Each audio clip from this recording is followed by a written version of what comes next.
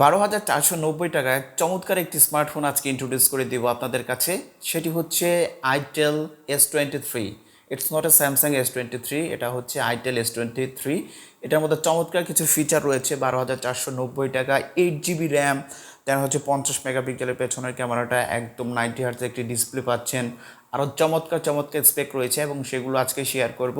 তো সম্পূর্ণ ভিডিও জুড়ে থাকবে আমি হারুনুর রশিদ, এবং আপনারা অবশ্যই আমাদের চ্যানেলটি সাবস্ক্রাইব করে দিবেন এই ধরনের নতুন নতুন ভিডিও পেতে। তো চলুন শুরু করা যাক। আমাদের কাছে এই ফোনটি পাঠিয়েছে মিতালি টেলিকম, তাদেরকে অসংখ্য ধন্যবাদ আমাদের কাছে এই ফোনটি পাঠানোর জন্য। এবং তাদের শপের অ্যাড্রেস হচ্ছে বাংলাবাজার, গাজীপুর, ধনু মোল্লা মোবাইল সুপার মার্কেট, যেখানে আপনারা পেয়ে যাবেন সকল প্রকার মোবাইল এবং মোবাইল অ্যাক্সেসরি।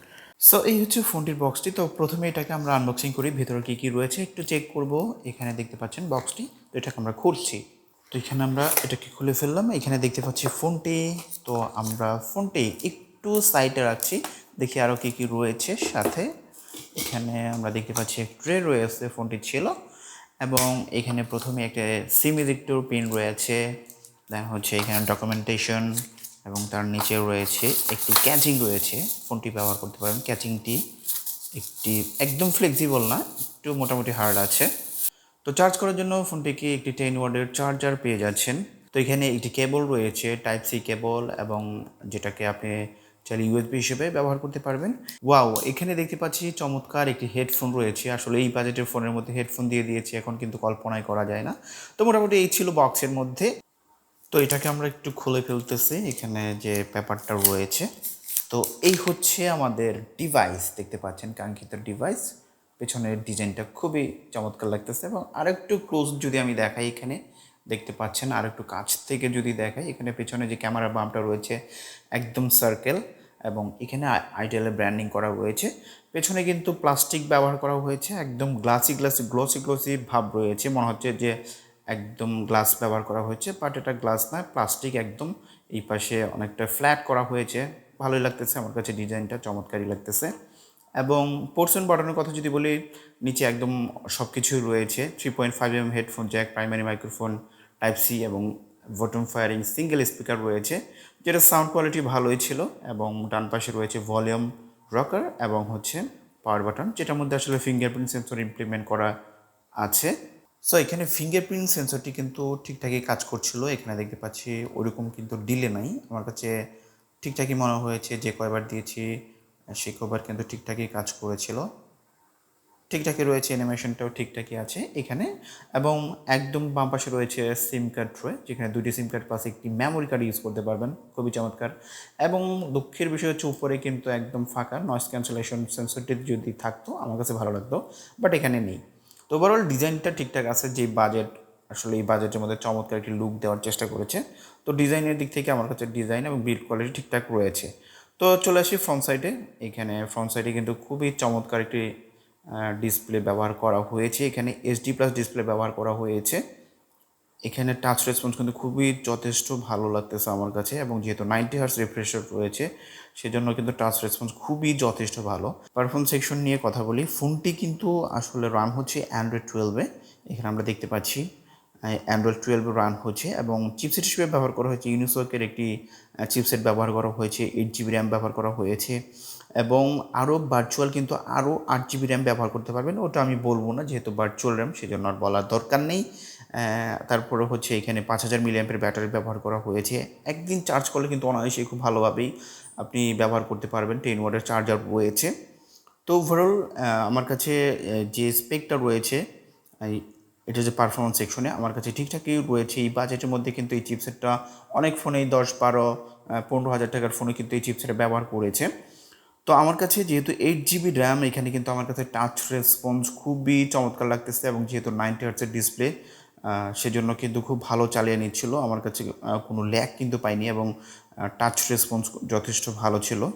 এখানে আমার কাছে কোনো প্রকার কিন্তু ইস্যু আমি দেখতে পাইনি। ডিসপ্লের কথা যদি বলি, আমি বলবো যে অ্যাভারেজ। আসলে একদম যেহেতু ফুল এইচডি ডিসপ্লে না, এইচডি প্লাস ডিসপ্লে, এই বাজেটের মধ্যে এইচডি প্লাস ঠিক আছে। বাট কিছুটা আসলে ইনডোরে কিন্তু ঠিকঠাকই ইউজ করা যায় ব্রাইটনেসটা, বাট আউটডোরে গেলে সমস্যা হয় আমি দেখেছি, বাইরে গেলে কিন্তু একটু সমস্যা হয়। বাট ইনডোরে কিন্তু ঠিকঠাক আছে আমি বলবো যে। এবং ডিসপ্লের কালার কন্ট্রাস্ট কিন্তু খুবই চমৎকার ছিল।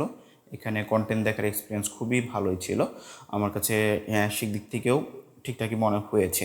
তো ক্যামেরা সেকশনে ফোনটিতে ব্যবহার করা হয়েছে দুইটি ক্যামেরার পেছনে, একটি হচ্ছে মেইন শুটারটা হচ্ছে 50 মেগাপিক্সেলের এবং সেকেন্ডারি যে শুটারটা ব্যবহার করা হয়েছে এটা অত কাজের না, 2 মেগাপিক্সেল। বাট এখানে যে প্রাইমারি ক্যামেরাটা কিন্তু পিকচারগুলো কালারফুলি ছিল, মোটামুটি ভালোই, খারাপ ছিল না সোশ্যাল মিডিয়াতে আপলোড করার মতো। এবং যে ফিচারগুলো রয়েছে এখানে শর্ট ভিডিও দেখতে পাচ্ছি আমরা, ভিডিও, দেন হচ্ছে পোর্ট্রেট, নাইট মোড রয়েছে, সুপার নাইট মোডে যে আরও অনেক ফিচার আপনারা দেখতে পাবেন। এবং ঠিকঠাকই রয়েছে, আমি পেছনে ক্যামেরাটা বলবো অ্যাভারেজ লেভেলে আছে একদম। এই বাজারে তো আহামরি একদম ওই লেভেলে ক্যামেরা পাওয়া যাবে না, এবং আপনি চাইলে সোশ্যাল মিডিয়া থেকে ইউজ করতে পারেন। এবং ফ্রন্ট সাইডে কিন্তু 8 মেগাপিক্সেলের একটা শুটার ব্যবহার করা হয়েছে। এখানে পাঁচ হোল না দিয়ে যে ইউশেট নচটা দিয়েছে সেটা আমার কাছে একটু খারাপ লাগতেছে। আর এই বাজেটের মধ্যে কিন্তু এটা ছাড়া আসলে অন্য 5 হোল এক্সপেক্ট করা ভুল হবে। তো এখানেও ক্যামেরাটা ঠিক আছে, সোশ্যাল মিডিয়াতে কিন্তু ইউজ করতে পারবেন। যে ক্যামেরাটা দিয়েছে সেটা দিয়ে কিন্তু অনায়াসে আপনারা সোশ্যাল মিডিয়াতে ছবি টবি আপলোড করতে পারবেন খুব সহজেই। তো গেম সেকশনের কথা বলি যদি, এখানে যেহেতু আসলে যে ইউনিসকের চিপসেট ব্যবহার করা হয়েছে টি সিরিজের, এটা কিন্তু একদম আহামরি লেভেলের গেমিং চিপসেট না। তো এটা যেহেতু গেমিং চিপসেট না সেজন্য কিন্তু ফোনটি গরম হয়ে যেতে পারে। তো এটা আমার কাছে একটু হিটিং ইস্যু আছে, ইন্টারনেট ব্রাউজ টাউজ করলে একটু হিটিং ইস্যু রয়েছে। বাট যেহেতু 8 জিবি র্যাম রয়েছে সেক্ষেত্রে হয়তো এটাকে ক্যাপচার করতে পারবে যে চিপসেটটা দেওয়া হয়েছে।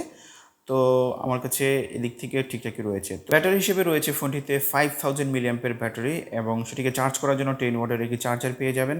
একবার চার্জ করলে কিন্তু অনায়াসেই 1.5 থেকে 2 দিন ইউজ করতে পারবেন। বাট আপনি যদি ভারী গেমস টেমস খেলেন বা সোশ্যাল মিডিয়া ব্রাউজ করেন সেক্ষেত্রে কিন্তু একদিন পাবেন। এবং চার্জারটা যদি এখানে 10 ওয়াট না দিয়ে 18 বা 15 ওয়াট দিত সেক্ষেত্রে আমার কাছে আরেকটু ভালো লাগতো। সো ফোনটি আপনাদের কেমন লেগেছে আপনারা একটু কমেন্টস করে জানাতে পারেন। বিশেষ করে যারা ইউজ করছেন তারাও কিন্তু তাদের ইউজার এক্সপিরিয়েন্স আপনারা শেয়ার করতে পারেন। তো আমি যদি বলি এটার ভালো দিক থেকে, ভালো দিকের কথা বললে এটার যে ডিজাইনটা এই বাজেটের মধ্যে চমৎকার করার চেষ্টা করেছে, এবং একদম স্লিম কিন্তু খুব যে মোটা ফোনটা এরকম না, ফ্ল্যাট ডিজাইন করেছে, সেটা আমার কাছে ঠিকঠাকই মনে হয়েছে। এবং খারাপ দিকের কথা যদি বলি, এখানে যে ইউশেট নসটা দিয়েছে এটা যদি 5 হোল দিত সেটাও ভালো লাগতো। এবং চার্জারটা যে দিছে সেটা যদি আপনার 10 ওয়াট না দিয়ে 15 বা 18 ওয়াটের চার্জারটা দিত সেক্ষেত্রেও কিন্তু আরও ভালো লাগতো। এবং ওভারঅল আমার কাছে যে 8 জিবি র্যাম দিয়েছে সেটা আমার কাছে খুবই চমৎকার লেগেছে, এবং যে প্রসেসরটা দিয়েছে ব্যালেন্স, এবং আমার কাছে কিন্তু এই ইউআইটা একদম স্মুথ মনে হচ্ছে। এখানে দেখেন যদিও একটু ফোনটা হিট হচ্ছে, বাট আমার কাছে অপারেটিং একদম স্মুথ মনে হচ্ছে। আমি এখানে কিন্তু ইউজ করে দেখেছি, এখানে দেখেন একদম টাচ করার আগে যেহেতু 90 হার্টসের ডিসপ্লে রয়েছে সেজন্য আসলে এটা খুব ভালো কাজ করছে। তো বন্ধুরা এই ছিল আইটেল S23 নিয়ে ভিডিও, আশা করছি ভালো লেগেছে। যদি ভালো লেগেই থাকে আমাদের চ্যানেলটি সাবস্ক্রাইব করে দেবেন এবং পাশে থাকা বেল আইকনটা অল করে দেবেন। তো আজকের মতো এখানেই শেষ করব। আল্লাহ হাফেজ।